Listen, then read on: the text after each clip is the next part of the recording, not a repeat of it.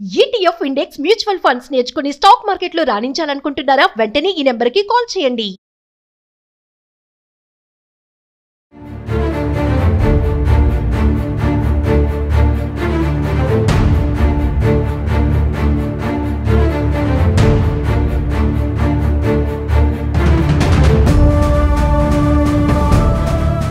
నమస్తే, welcome to Suman TV. ప్రస్తుతం మనతో పాటు ఉన్నారు ఫర్టిలిటీ స్పెషలిస్ట్ రేణుకా మేడంతో మాట్లాడదాం. నమస్తే మ్యామ్. నమస్తే మ్యామ్, హెచ్ఎంపివి వైరస్ మరి చూస్తున్నాము. మరి చాలామంది కోవిడ్ లాంటిదే ఇది కూడా అంటున్నారు. మరి ఎలాంటి లక్షణాలు ఉంటాయి? మరి కోవిడ్కి భయపడినంతగానే భయపడాల్సిన అవసరం ఉంది అంటారా? హెచ్ఎంపివి అంటే దాని full form human metapneumovirus. ఇది రెస్పిరేటరీ సిస్టమ్ని అటాక్ చేసే వైరస్. ఇది ఇప్పుడు కొత్తగా వచ్చినది ఏమీ కాదు. 2001 నుంచి ఇది ఉంది. అండ్ ఎవ్రీ ఇయర్ వచ్చే రెస్పిరేటరీ ఇన్ఫెక్షన్స్లో ఒక 5 to 15% ఇన్ఫెక్షన్స్ ఈ వైరస్ వల్లే వచ్చాయి. అండ్ యూజువల్గా late winter or early summer టైంలో ఎక్కువ వస్తూ ఉంటాయి. ఈ ఇయర్ కొంచెం ఎక్కువ నెంబర్ ఆఫ్ కేసెస్ రిపోర్ట్ అవుతున్నాయి. సో ఇది కొత్తగా వచ్చిన వైరస్ ఏమీ కాదు. అండ్ దీని సిమ్టమ్స్ కూడా సేమ్ కామన్ కోల్డ్ లాగా ఉండొచ్చు, లేదా ఒక్కొక్కసారి సివియర్గా నిమోనియాలు రావటము, బ్రాంకైటిస్లు రావడము, ఒక్కొక్కసారి వెంటిలేటర్ రిక్వైర్మెంట్ పడ్డము, ఇలా కూడా ఉంటాయి. కాకపోతే ఒక పర్టికులర్ గ్రూప్స్ మాత్రము కొంచెం ఎక్కువగా ఎఫెక్ట్ అవుతారు. అంటే చిన్నపిల్లలు, చిన్న ఏజ్ ఉన్న వాళ్ళు, ఎవరికైతే ఇమ్యూనిటీ సరిగ్గా ఉండదో వాళ్ళకి, ఎల్డర్లీ ఏజ్ గ్రూప్ వాళ్ళు, ముసలి వాళ్ళు, ఆఫ్టర్ 60 years ఉన్న వాళ్ళు, pregnant ladies, plus immuno compromised అంటే ఎవరికైతే ఇమ్యూనిటీ తక్కువ ఉంటుందో వాళ్ళ జనరల్ హెల్త్ పరంగా కానివ్వండి, కొంతమంది కొన్ని మెడికేషన్స్ వాడతారు ఇమ్యూనిటీని సప్రెస్ చేయడానికి. క్యాన్సర్ పేషెంట్స్, వీళ్ళకి ఎవరికైతే ఇమ్యూనిటీ తక్కువ ఉంటుందో వీళ్ళకి ఇన్ఫెక్షన్స్ వచ్చే ఛాన్సెస్ ఎక్కువ. ఈ ఇన్ఫెక్షన్ అనే కాదు, ఎనీ ఇన్ఫెక్షన్. సో ఈ గ్రూప్ వాళ్ళకి ఏంటంటే తొందరగా, అంటే మైల్డ్గా కాకుండా కొంచెం సివియర్ ఫార్మ్స్ వస్తాయి, హాస్పిటల్ అడ్మిషన్స్, కొంతమందికి డెత్స్ ఇవి కూడా ఉంటాయి. సో వాళ్ళు ఎక్కువ రిస్క్లో ఉంటారు. ఏ వైరస్ వచ్చినా ఫస్ట్ భయపడడం కాదు, దాని ఎఫెక్ట్ ఎలా ఉంటుంది అని ముందు తెలుసుకుంటే ఎక్కువగా భయపడకుండా జాగ్రత్తగా ఉంటూ మనం ప్రివెంట్ చేసుకోవచ్చు. ఓకే, అండ్ దీనికి కనుక్కోవడం ఎలా అని అంటే సింపుల్ టెస్ట్ RT-PCR అని ఉంది, దాంతో కనుక్కుంటారు. అండ్ పెద్దగా ట్రీట్మెంట్స్ ఏమీ మేజర్ ట్రీట్మెంట్స్ ఏమీ అవసరం లేదు. సింపుల్ సపోర్టివ్ ట్రీట్మెంట్స్ ఇస్తారు. లైక్ జ్వరం వస్తే పారాసెటమాల్ ఇవ్వటము, కాఫ్ వస్తే కొంచెం కాఫ్కి సంబంధించిన సిరప్స్ ఇవ్వడము, కొంతమందికి ఏమైనా నెబులైజర్స్ అంటారంటే లంగ్స్లో ఎయిర్వేస్ బాగా ఓపెన్ అవ్వటానికి నెబులైజర్స్ కానీ ఇన్హేలర్స్ కానీ ఇలాంటివి ఇవ్వటము. ఇంకా కొంతమందికి ఇంకొంచెం ఏదైనా సెకండరీ ఇన్ఫెక్షన్స్ ఉంటే యాంటీబయాటిక్స్ ఇస్తారు. కొంతమందికి మాత్రము అడ్మిషను, ICU రిక్వైర్మెంట్ పడితే పట్టచ్చు, ఎస్పెషలీ హై రిస్క్ గ్రూప్లో ఉన్న వాళ్ళకి. అండ్ ప్రివెన్షన్ అంటే రాకుండా ఉండటానికి అని అంటే మనకి వ్యాక్సిన్ అయితే ప్రస్తుతానికి లేదు ఈ వైరస్కి సంబంధించి. మెయిన్గా మనకు ప్రివెంటివ్ కేర్ ఏంటి అని అంటే హైజీన్. మెయిన్ హైజీన్ ఒకటి ఇంపార్టెంట్.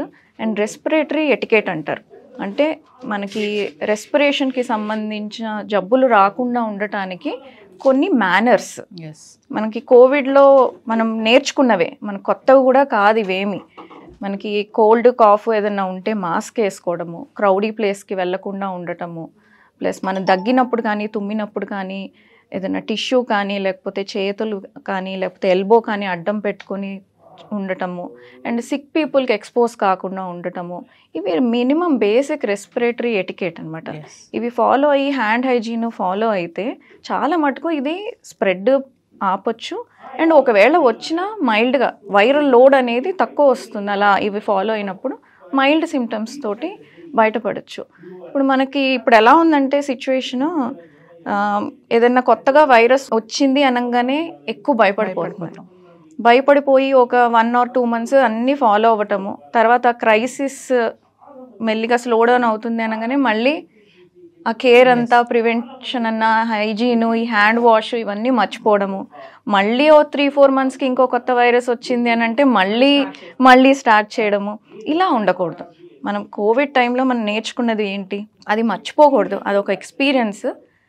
చాలామంది ఇబ్బంది పడ్డారు, చాలామంది ఫైనాన్షియల్గా, హెల్త్ పరంగా ఇవన్నీ ఇబ్బంది పడ్డారు. మళ్ళీ అలాంటివి రాకుండా ఉండాలి అని మనకి ఆల్రెడీ ఆ టైంలోనే ఏమేం చెయ్యాలి అనేది చెప్పారు. అవే ఎప్పటికీ ఫాలో అవుతూ ఉంటే ఇలాంటి వైరస్లు ఎన్ని వచ్చినా మనం వాటిని హ్యాండిల్ చేయగలము. ఒక పాండమిక్గా మారకుండా మనం చూసుకోవచ్చు. యాక్చువల్గా ఈ వైరస్ ఏమి పాండమిక్ కాజ్ చేసేంత పొటెన్షియల్ ఉన్నది కాదు, కాకపోతే సరైన కేర్ తీసుకోకపోతే మాత్రం ఇది మళ్ళీ కోవిడ్ లాంటి సిచ్యువేషన్ తీసుకురావచ్చు మనం నెగ్లెక్ట్ చేస్తే. మామూలుగా చిన్న పిల్లల్లో ఇది ఎక్కువ వస్తుంది అని అంటున్నారు కదా మేడం, అంటే పేరెంట్స్కి ఏమైనా ప్రికాషన్స్ చెప్తారా, ఎలా చూసుకోవాలి పిల్లల్ని? చిన్న పిల్లలకి ఎనీ హెల్త్ ఇష్యూస్, వాళ్ళ ఇమ్యూనిటీ కొంచెం ఫ్లక్చువేట్ అవుతూ ఉంటుంది, స్కూల్స్కి వెళ్తూ ఉంటారు, క్రౌడీ ప్లేసెస్లో ఉంటారు, వాళ్ళకి కొంచెం ఈ హైజీన్ అవి సరిగ్గా తెలియక అన్నీ ముట్టేసుకుంటూ ఉంటారు, ఫేస్ మీద చేతులు పెట్టేసుకుంటూ ఉంటారు. సో ఇట్లాంటి ఇన్ఫెక్షన్స్ రావడం చాలా కామన్ ఈ ప్లే స్కూల్స్లో కానివ్వండి, మామూలు రొటీన్ స్కూల్స్లో కానివ్వండి. సో మెయిన్ థింగ్ ఏంటి అని అంటే, ఎవరైనా సిక్గా ఉంటే పిల్లలు ఫస్ట్ స్కూల్కి పంపించకండి. ఒక 2-3 రోజులు స్కూల్కి వెళ్ళనంత మాత్రాన వాళ్ళు ఏమీ మిస్ అవ్వరు. ఓకే, దానివల్ల అది చేయడం వల్ల ఏంటంటే వేరే వాళ్ళకి స్ప్రెడ్ కాకుండా మీరు ప్రివెంట్ చేస్తున్నట్టు. ఆ సైకిల్, ఆ చైన్ బ్రేక్ చేయాలి. ఇంకా అలా పంపిస్తూ ఉంటే ఏదో ఒక ట్యాబ్లెట్ వేసో ఒక సిరప్ వేసేసో స్కూల్ పోతుందని పంపిస్తూ ఉంటే ఒకళ్ళ నుంచి ఒకళ్ళకి మళ్ళీ ఫస్ట్ పర్సన్కి సేమ్ ఇన్ఫెక్షన్ వస్తుంది. సైకిల్ బ్రేక్ చేయాలి అని అంటే ఎవరైనా సిక్గా ఉంటే ఫస్ట్ వాళ్ళని పంపించడం మానేయాలి. తర్వాత ఒక 24 hours చూసి సిమ్టమ్స్ తగ్గట్లేదంటే ఇమీడియట్గా డాక్టర్ని కన్సల్ట్ చేయాలి. అంటే ఎదుటి వాళ్ళని పక్కింటి వాళ్ళని కాకుండా ప్రాపర్గా ఒక పీడియాట్రిషియన్ని కన్సల్ట్ చేయాలి. దీంతోపాటు పిల్లలకి హ్యాండ్ హైజీన్ అనేది రెగ్యులర్గా ఓన్లీ ఒక పర్టికులర్ పీరియడ్లో మాత్రమే ఇది ఫాలో అవ్వడం అనేది నేర్పించి తర్వాత మర్చిపోయి మళ్ళీ ఇంకో హెల్త్ ప్రాబ్లం వచ్చేంత వరకు వెయిట్ చేయకూడదు. వాళ్ళు రెగ్యులర్గా హ్యాండ్ హైజీన్ అనేది, మేనర్స్ అనేవి వాళ్ళు రెగ్యులర్గా ఫాలో అయ్యేలాగా పేరెంట్స్ వాళ్ళని గైడ్ చేస్తూ ఉండాలి. చేస్తుంటే సేమ్ ఈ వైరసే కాదు, కామన్గా మనకు వచ్చే ఫ్లూస్ కానివ్వండి, కోల్డ్ కానివ్వండి, కొన్ని సీజన్స్లో మనకి చికెన్ పాక్స్లు ఇట్లాంటివి వస్తూ ఉంటాయి, పిల్లలకి కామన్. ఇలాంటివి చాలా మటుకు ప్రివెంట్ చేయొచ్చు. అంటే మేజర్గా సిమ్టమ్స్ ఏం కనబడతాయి మేడం? సింపుల్ సిమ్టమ్స్ మన కామన్ కోల్డ్ సిమ్టమ్సే, జలుబు, దగ్గు, జ్వరం, కొద్దిగా వీజింగ్ అంటారు, అంటే ఊపిరి తీసుకునేటప్పుడు సౌండ్స్ రావటం, ఇవే ఉంటాయి. అంతకు మించి ఏమీ ఉండవు. మనకి సేమ్ ఇట్లాగా రెస్పిరేషన్ లోపల దాకా ఇన్ఫెక్షన్ వెళ్ళి లంగ్ కూడా ఎఫెక్ట్ అయినప్పుడు ఆక్సిజన్ లెవెల్స్ పడిపోవడం, అది ఇంకా సివియర్ ఫామ్స్లో బ్రీదింగ్ రేట్ ఎక్కువ అయిపోవడము, ఇవన్నీ ఉంటాయి సివియర్ ఫామ్స్లో అవి ఉంటాయి. సో ఇనీషియల్ స్టేజెస్లోనే మనము దాన్ని ఎనీ ఫ్లూ ఏదైనా ట్రీట్మెంట్ తీసుకోవడం ఆర్ అప్రోచ్ అయితే అక్కడ దాన్ని ఎక్కువ సివియారిటీ కాకుండా చూసుకోవచ్చు. సో ఫైనల్గా మేడం, అంటే ఇది కోవిడ్ అంత ప్రమాదకరం కాదు అనే అనుకోవచ్చు అంటారా? కోవిడ్కి దీనికి చాలా డిఫరెన్స్ ఉంది. ఒకటి, ఇది ఎప్పుడో వచ్చిన వైరస్, ఆల్రెడీ చాలా మంది ఈ వైరస్కి ఎక్స్పోజ్ అయి ఉన్నారు. సో ఇన్హరెంట్గా వాళ్ళకి ఒక లెవెల్ ఆఫ్ ఇమ్యూనిటీ ఉంది ఈ వైరస్కి. ఓకే, అండ్ కోవిడ్ అలా కాదు, ఫస్ట్ టైం వచ్చింది. సో ఆ టైంకి ఎవరికి ఇమ్యూనిటీ లేదు. సో అందుకని చాలా ఫాస్ట్గా స్ప్రెడ్ అయిపోయింది.